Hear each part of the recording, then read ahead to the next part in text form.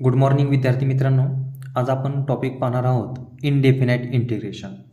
याच्यामध्ये सुरुवातीला आपण इंटिग्रेशनचे फॉर्म्युले पाहूयात. तर चला पाहूया. पहिला फॉर्म्युला आहे integration x raise to n d x is equal to. आता एक्स रेस टू एनचं इंटिग्रेशनचा फॉर्म्युला आपल्याला लक्षात ठेवायचा आहे आणि तो कशा पद्धतीने लक्षात ठेवायचा. एक्सची पॉवर एन असेल तर इंटिग्रेशनमध्ये x raise to power n plus one upon n plus one आणि प्लस सी हा मिळतो. हा सी जो आहे तो कॉन्स्टंट ऑफ इंटिग्रेशन असा आपल्याला घ्यायचा आहे. दुसरा जो फॉर्म्युला आहे integration x d x. Integration x d x म्हणजे बघा यांची जागा काहीच नाही म्हणजे तिथं वन असतो. म्हणजेच या वन प्रमाणे जर यांच्या जागी वन कन्सिडर केला तर आपल्याला या फॉर्म्युल्याप्रमाणे x square upon one plus one म्हणजे 2 मिळेल प्लस सी. यांची जागा वनने रिप्लेस केली कारण इथं काहीच नाही म्हणजे वन आहे. म्हणजे x raise to power one plus one म्हणजे x square upon 2 plus c. तिसरा फॉर्म्युला जो आहे इंटिग्रेशन के डी एक्स. बघा के डी एक्स. आणि चौथा फॉर्म्युला आहे इंटिग्रेशन 1 डी एक्स. बघा हे दोन्ही फॉर्म्युले एकसारखेच आहेत. याच्यामध्ये बघा वन कोणाचं डेरिव्हेटिव्ह आहे तर एक्सचं म्हणजे हे झालं एक्स प्लस सी. वनचं इंटिग्रेशन काय झालं एक्स प्लस सी. आणि केचं इंटिग्रेशन म्हणजे के कॉन्स्टंट आहे आणि के बाहेर काढला तर वन राहतो आतमध्ये. म्हणजेच वनचं इंटिग्रेशन या ठिकाणी सांगितल्याप्रमाणे k x plus c where c is a constant of integration. पाचवा फॉर्म्युला आहे integration 1 upon x d x. 1 upon x d x. 1 upon x कोणाचं इंटिग्रेशन आहे लॉग एक्सचं. लॉग एक्स प्लस सी हा झाला पाचवा formula. Integration 1 upon x dx is equal to integration 1 upon x dx is equal to. आता सहावा formula आहे integration sine x cos x sign x dx is equal to. Integration sine x dx is equal to. सातवा जो formula आहे integration cos x dx is equal to. आठवा जो formula आहे integration sec x into tan x d x is equal to. नववा जो formula आहे integration cosec x into cot x d x is equal to. या फॉर्म्युल्यामध्ये लक्षात घेताना साइन एक्स कोणाचं डेरिव्हेटिव्ह आहे तर ते आहे minus cos x plus c. मग ह्याचं इंटिग्रेशन साइन एक्सचं integration minus cos x plus c. Cos x कोणाचं डेरिव्हेटिव्ह आहे तर साइन एक्सचं म्हणजे याचं कॉस एक्सचं integration sine x plus c म्हणजे integration of cos x d x is equal to sine x plus c. Sec x into tan x आहे d x. Integration of sec x into tan x d x. Sec x tan x कोणाचं derivative येतं ते येतं सेक एक्सचं म्हणजे सेक x plus C. अशा पद्धतीने याचं solution आलं. Integration cosec x into cot x. Cosec x into cot x कोणाचं डेरिव्हेटिव्ह आहे मायनस कोसेक एक्सचा आहे म्हणजे minus cosec x plus C. अशा पद्धतीने याचं सोल्युशन मिळेल. या ठिकाणी जर सी नाही लिहिला तरी काय फरक पडत नाही परंतु आपण लिहू शकतो प्लस सी करून. दहावा फॉर्म्युला आहे integration e raise to x d x is equal to आणि ई रेस टू एक्सचं integration e raise to x plus सीच राहतं. ठीक आहे. पुढचा फॉर्म्युला आहे 11वा integration a raise to x d x is equal to. A raise to एक्सचं इंटिग्रेशन काय आहे a raise to x upon log a plus c. या ठिकाणी लक्षात ठेवा ए रेस टू एक्सचं डेरिव्हेटिव्ह जेव्हा आपण घेत होतो तेव्हा a raise to x into log a म्हणजे लॉग ए हा मल्टिप्लायमध्ये येत होता. इंटिग्रेशनमध्ये लॉग ए हा डिव्हाइडला येतोय. 12वा फॉर्म्युला आहे integration sec square x d x. Sec square x d x is equal to. Sec square x कोणाचं डेरिव्हेटिव्ह आहे तर ते आहे टॅन एक्सचं म्हणजे याचं इंटिग्रेशन सेक स्क्वेअर एक्सचं integration tan x plus C. पुढचा फॉर्म्युला आहे 13वा integration cosec square x d x is equal to. Cosec square x d x is equal to. Cosec square x कोणाचं डेरिव्हेटिव्ह आहे तर ते आहे मायनस कॉट एक्सचं म्हणजे minus cot x plus C. पुढचा फॉर्म्युला आहे integration root x d x किंवा 1 अपॉन रूट एक्स अशा पद्धतीने घेऊ 1 upon root x d x. आता रूटेक्स 1/√x डेरिव्हेटिव्ह येणारा फॉर्म्युला कोणता होता, तर आपल्याला असा माहिती होता फॉर्म्युला 1/2√x dx. 1/2√x कोणाचं येत होतं, तर रूटेक्सचं येत होतं. म्हणजे आपण इथं ही ॲडजस्टमेंट केली 2 × 1/2√x. यातला हा 2 बाहेर काढला तर मग आपल्या लक्षात राहील की इंटिग्रेशन 1/2√x dx असा जर विचार केला तर मग 1/2√x कोणाचं डेरिव्हेटिव्ह यायचं, तर रूटेक्सचं. म्हणजे 2 बाहेर काढला आहे ऑलरेडी, म्हणजे याचं इंटिग्रेशन काय आलं 2√x + c. 1/√xचं इंटिग्रेशन काय आलं 2√x + c. पुढचा फॉर्म्युला आहे इंटिग्रेशन 0 dx. 0 कोणाचं डेरिव्हेटिव्ह येतं, तर कॉन्स्टंटचं, म्हणजे k किंवा +c. ठीक आहे, k किंवा ओनली c असं लिहिलं तरी चालेल, k किंवा c. 0 कोणाचं डेरिव्हेटिव्ह येतं, कॉन्स्टंट नंबरचं किंवा कॉन्स्टंट जो काय असेल c त्याचं येतं. नंतरचा पुढचा फॉर्म्युला आहे इंटिग्रेशन, बघा 16वा, इंटिग्रेशन tan x dx काय फॉर्म्युला आहे tan x dx चा, तर तो आहे log of sec x plus c. आणि 17वा फॉर्म्युला आहे इंटिग्रेशन cot x dx म्हणजे कॉटेक्सचं इंटिग्रेशन काय फॉर्म्युला आहे, तर तो आहे log of sin x plus c. ब्रॅकेटमध्ये लिहा sin x plus c. यानंतर आपण यावरती एक्झाम्पल्स पाहूयात. एक्झरसाइज 3.1 त्यातील पहिला क्वेश्चन आहे integrate the following function with respect to x. मग त्याच्यामध्ये पहिला क्वेश्चन दिलेला आहे, बघा पहिला क्वेश्चन दिलेला आहे x⁻³ + x² - x + 1. याचं इंटिग्रेशन आपल्याला फाइंड आउट करायचं. मग याचं इंटिग्रेशन आपल्याला फाइंड आउट करायचं असेल तर सोल्युशनमध्ये कशा पद्धतीने याचं ॲन्सर लिहायचं ते बघा. याला आपल्याला इंटिग्रेट या अक्षरावरून लेट आय हे अक्षर डिनोट करावं लागेल. लेट आय I म्हणजे इंटिग्रेशनचं साईन आय, आणि इंटिग्रेशन काय आहे तर या सिम्बॉलने आपण दाखवतो. आणि त्याच्या पुढे जे काय फंक्शन दिले x³ + x² - x + 1 याला ब्रॅकेट करूया आणि dx या ठिकाणी लिहू. ठीक आहे, मग आता याच्या पुढे इंटिग्रेशन घ्यायचं आहे आपल्याला. इक्वल टू खाली इक्वल टू लिहा, सेपरेट इंटिग्रेशन साईन द्या, x³ आणि dx पण सेपरेट द्या, plus integration x² dx minus integration x dx plus integration 1 dx अशा पद्धतीने लिहा.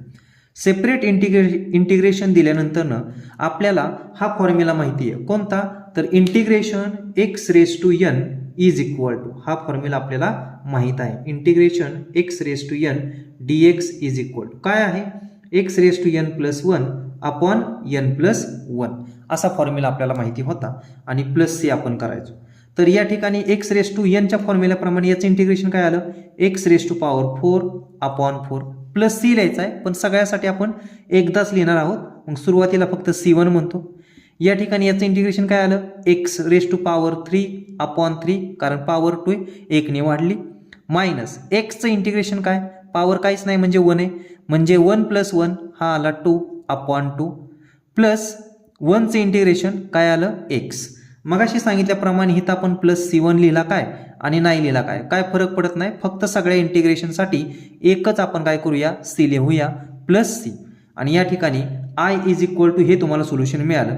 शेवटी लिहायचं वियर जो c आहे हा c is constant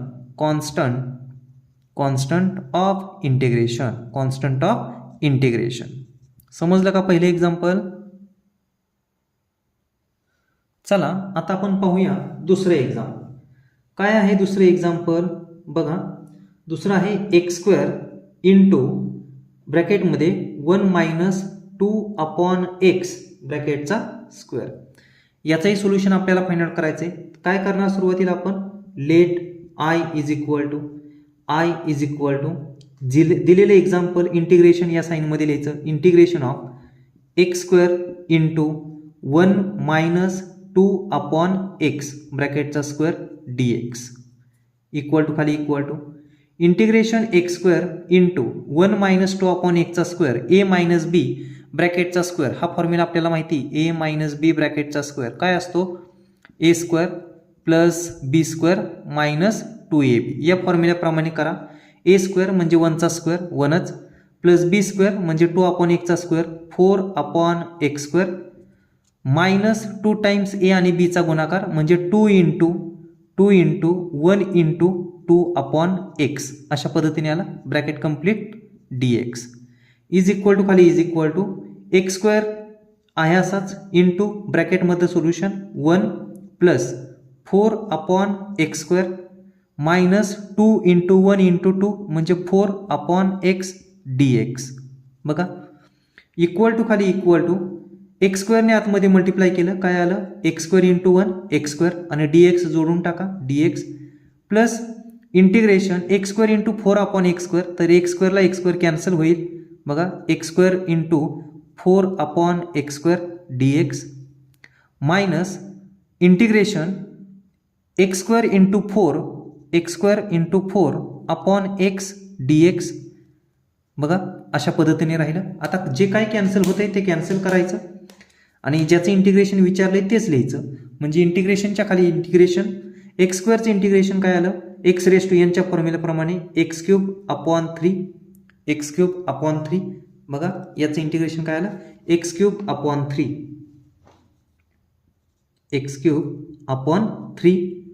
plus x² integration काय आलं सॉरी x² ला x² इथं कॅन्सल झाला म्हणजे फक्त 4चं इंटिग्रेशन म्हणजे कॉन्स्टंटचं इंटिग्रेशन काय असतं kx म्हणजे या ठिकाणी 4x आलं मायनस x² मधून एक x कॅन्सल झाला 4x इंटिग्रेशन 4 तसाच.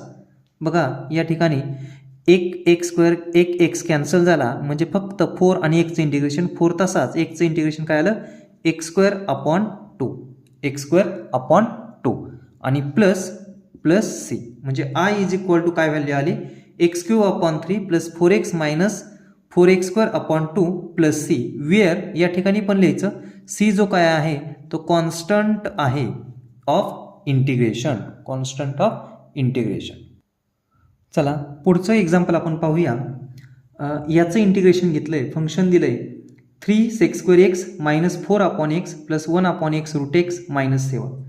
याचंही solution let i is equal to integration 3sec² minus 4/x plus 1/x√x minus 7. याला ब्रॅकेट करा आणि बाहेर dx द्या. आता पुन्हा काय करणार सेपरेट इंटिग्रेशनचं साईन इंटिग्रेशन 3sec² dx बघा minus integration 4/x dx plus integration 1/x√x dx. बघा यातनं कॉन्स्टंट नंबर बाहेर काढा 3 इंटिग्रेशन ऑफ sec² dx म्हणजे sec² इंटिग्रेशन मायनस 4 बाहेर काढा integration of 1/x dx plus integration 1/x√x x√x याचा अर्थ बघा काय आहे x√x याचा अर्थ आहे 1ची पॉवर 3/2 आणि ती जर पॉवर वरती आली तर 1ची पॉवर होईल -3/2 dx. मग याचं इंटिग्रेशन 3 आहे असाच sec² इंटिग्रेशन काय आलं म्हणजे हे कोणाचं डेरिव्हेटिव्ह आहे तर tan x 3 tan x minus 4 1/x कोणाचं डेरिव्हेटिव्ह आहे log x म्हणजे 4 log x आणि x⁻⁻³ -3/2चं इंटिग्रेशन x⁻⁻ मध्ये -3/2 x⁻⁻³ प्लस 1 -3/2 प्लस 1 आणि आपण तोच नंबर आपण करतो याचा अर्थ झाला म्हणजे -1/2 1ची पॉवर काय आली -1/2 आणि डिनॉमिनेटरला पण काय -1/2 प्लस c म्हणजेच फायनल उत्तर काय आलं 3 tan x minus 4 log x आणि 1ची पॉवर -1/2 म्हणजे खाली आली तर काय होणार आहे √x होणार आहे √x आणि हा -1/2 वरती गेला तर -2 आणि प्लस c. मग ह्या प्लस मायनसचं फक्त मायनस लिहायचं बाकी सगळं सोल्युशन आहे असंच. i is equal to 3 tan x minus 4 log x minus 2/√x plus c आणि where c is a constant of integration.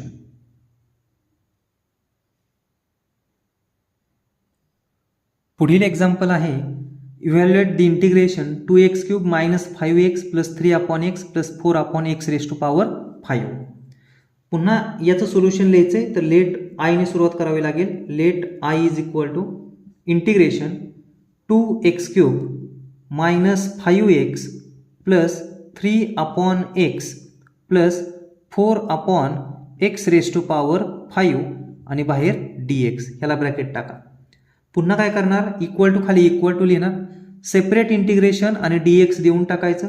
Integration 2x³ dx minus integration 5x dx plus integration 3/x dx plus integration 4/x⁵ dx. म्हणजेच काय आलं, 2 constant आहे तो बाहेर काढा, x³ dx minus 5 बाहेर काढा, x dx प्लस 3 बाहेर काढा, इंटिग्रेशन 1/x dx आणि प्लस 4 बाहेर काढा, इंटिग्रेशन 1/x⁵ वरती गेलं तर पॉवर होईल -5 आणि dx. म्हणजे आपण कोणता फॉर्म्युला वापरणार आहे, तर फक्त आणि फक्त इंटिग्रेशन x⁴n dxचा फॉर्म्युला वापरणार आहे. आणि तो पण आपल्याला माहिती आहे x⁴n + 1/n+1 + c असा असतो. तर तोच फॉर्म्युला आपल्याला वापरायचा आहे. म्हणजे या ठिकाणी आला 2 × x⁴/4 minus 5 × x⁴2/2 plus 3 1/x integration log x आणि प्लस 4 x⁻⁻5 मध्ये 1 ॲड केला तर x ची पॉवर होईल -4/-4 आणि प्लस c. म्हणजे जर फायनल उत्तर बघायची वेळ आलीच तर आपल्या लक्षात येईल की 2 ने या 4ला भागालवला तर इथं राहिलं 2, या ठिकाणी 4ला हा 4 गेला, म्हणजे फायनल उत्तर किती राहिलं, x⁴ minus 5/2 x⁻2 plus 3 log x आणि या ठिकाणी मायनस 1/x⁴, कारण x⁻⁻4 खाली आली, x⁻4 झाली, plus minus minus plus c, where c is a constant of integration. c is a constant of integration. बघा I = आपल्याला हे सोल्युशन मिळालेलं आहे. आता याच्या पुढचा क्वेश्चन आपण पाहूया. पुढचा क्वेश्चन आहे, याचं इंटिग्रेशन आपल्याला फाइंड आउट करायचे. नेहमीप्रमाणे let I = integration 3x³ minus 2x plus 5/x√x. बघा असं इंटिग्रेशन आहे. काय करणार आपण काय करूया, डिनॉमिनेटर जो आहे तो न्यूमरेटरच्या प्रत्येक नंबरला, न्यूमरेटरमध्ये जी काय व्हॅल्यू आहे प्रत्येक नंबरला डिवाइड होईल. म्हणजे integration 3x³ dx minus integration 2x/x√x dx plus integration 5/x√x dx अशा पद्धतीने आपल्याला दिसेल. 2x/x√x dx आणि 5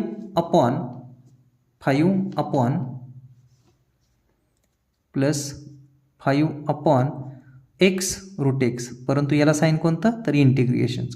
इक्वल टू खाली इक्वल टू, सेपरेट दिल्यानंतर बघा जे काही राहतंय कॅन्सल होतंय ते कॅन्सल करा. इथं एक x गेला, किंवा आपण असं म्हणूया 3 x⁻³ आणि ह्याची पॉवर x√x म्हणजे x⁻3/2 वरती गेले -3/2 dx मायनस एक x कॅन्सल झाला म्हणजे फक्त राहिला 2/√x dx आणि प्लस 5 म्हणजे या ठिकाणी परत 5 x⁻³ dx. म्हणजे सोल्युशन जर फाइंड आउट करायला गेलो तर 3 इंटिग्रेशन x⁻³ मायनस 3/2 म्हणजे या ठिकाणी सुद्धा काय होईल 3/2 राहील. बघा 2 × 3 6 - 3 म्हणजे 3/2 x⁻³ dx मायनस 2 बाहेर इंटिग्रेशन 1/√x dx प्लस 5 बाहेर x⁻³ dx. बघा याच्या पुढे काय होईल, 3 आहे असाच x⁻³ इंटिग्रेशन 3/2 प्लस 1 3/2 प्लस 1 म्हणजे 5/2 होईल. आणि इंटू अपॉनला जे येणार होता 5/2 तो उलटून गुणाकार 2/5 मायनस 2 1/√x कोणाचं इंटिग्रेशन आहे, तर ते आहे 2√xचं 2√x प्लस 5 आहे असाच x⁻³ प्लस 1 केलं तर x ची पॉवर काय मिळाली -1/2 उलटून गुणाकार 2/-1 म्हणजेच -2/1 प्लस c. म्हणजेच जर आपण याचं सोल्युशन व्यवस्थित घेण्याचा प्रयत्न केला तर आपल्याला याचं इंटिग्रेशन काय मिळेल, I is equal to integration is equal to बघा 3 into 2 6/5 6/5 x raise to power 5/2 minus 2 into 2 4 root x नंतरनं 5/√x आणि या ठिकाणी 5/√x इंटू आहे बघा तिथं -2 आहे म्हणजे -10 व्हायला पाहिजे होतं तिथं, जे आपण 5/√x लिहिलं आहे या ठिकाणी काय पाहिजे -10/√x -10/√x आणि मग +c अशा पद्धतीने याचं सोल्युशन मिळायला पाहिजे. ठीक आहे, थांबूया आपण या ठिकाणी.